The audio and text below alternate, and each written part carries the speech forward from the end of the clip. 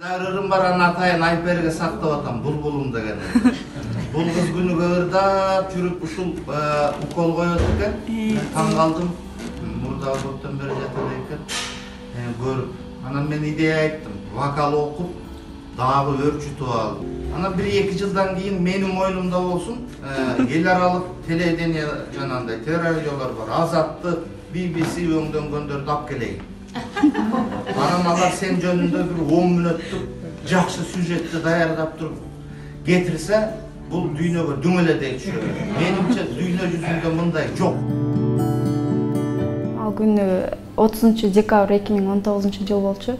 Биз ушул отделенияда иштеген медсестралар бөлүм башчысынан уруксат алып, ошо бизде жаткан пациенттердин көңүлүн кичине жаңы жылдык маанай тартуулайлык деп, анан ошол маалда Элмирбек агай жаткан. Элмирбек агайдан суранып, кичине концерт уюштуралык деп сурандык. Элмирбек агай дароо эле макул болду. Анан жаңы жылдык маанай тартуулаганбыз. Артанда боздоп сайрап, азгырып сезимди козгоп сайрап, бир булбул булуп келет күндө, биз жүрчүң алмабак болжоп сайрап.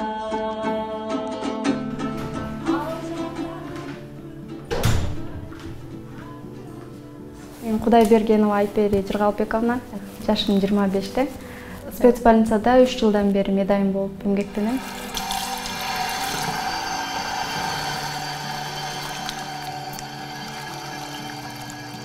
Агай ушул палатада жатып дарыланган. Агай дарыланып жаткан учурда китеп окуп, ошо жанында жаткан пациент менен баарлашып, дайыма сүйлөшүп отурчу.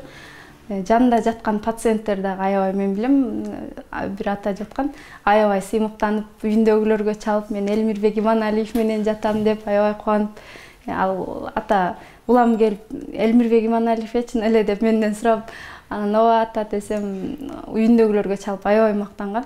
Ооруп атам деп айтчу эмес, дайыма жакшы деп эле турчу. Мен ден соолугу тууралуу эч нерсе айта албайм, себеби мен врачебная тайна деп коет.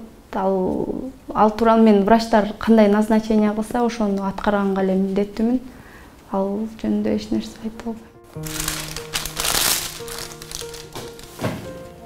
Мен капельница коюп эле башка палаталарда жүргөм. Анан Элмирбек агайга очередь келгенде агайга палатасына кирсем, ошондо дароо эле айтты, сен жакшы ырдайт турбайсыңбы деп. Ырдап жүрө берем обычно. Анан мен жумуштагылар деле, бөлүм башчыбыз деле, врачтар деле ага көнүп калышканда эчтеке замечание айтышпайт, ырдаба дешпейт. Эми тихий часто эле акырын деп ушинтип айтышат. Анан ошо ырдап жүргөндө, коридордо ырдап жүргөндө эле болуп калыптыр. Азгырып сезимди козгоп сайрап, бир булбул булугуп келет күндө, биз жүрчүң алмабактай болжоп сайрап.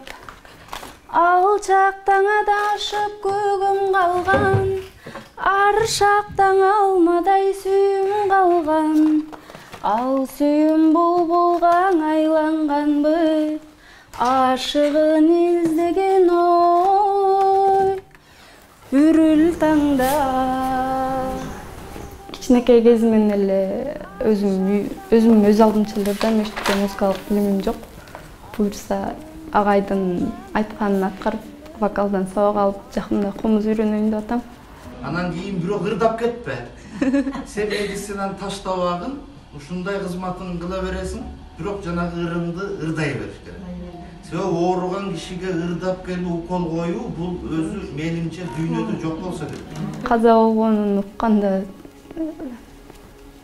21 күн эртең менен уктум.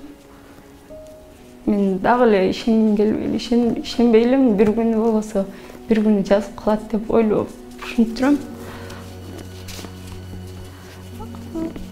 Аябай оор болдум. Мен 21 күнү как раз жумушка суткага келген болчумун. Ишене албай, кечке отуруп алып, ыйлап, эчтеке жумуш кыла албай, колум калтылдап, укол сая албай ушинттим. Дагы эле ишенгим келбей эле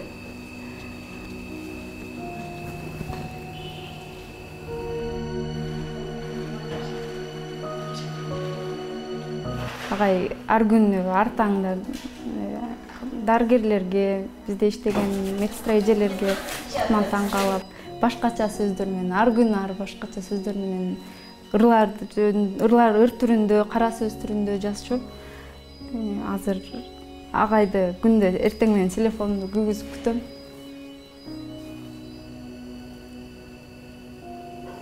Мен бул кыз, ирек кыз деп айтчу агай дайыма. Элмирбек агай каза болгондон кийин интернетте бир баланын агай жөнүндө терс сөздөрдү айтып сүйлөгөнү тарады го. Мен ал видеону аягына чейин да көрө алган жокмун. Жаштарда ушундай улуу залкарды билбей коюшу бул туура эмес деп ойлойм. Биздин тарыхыбызды билбегени менен барабар дейт.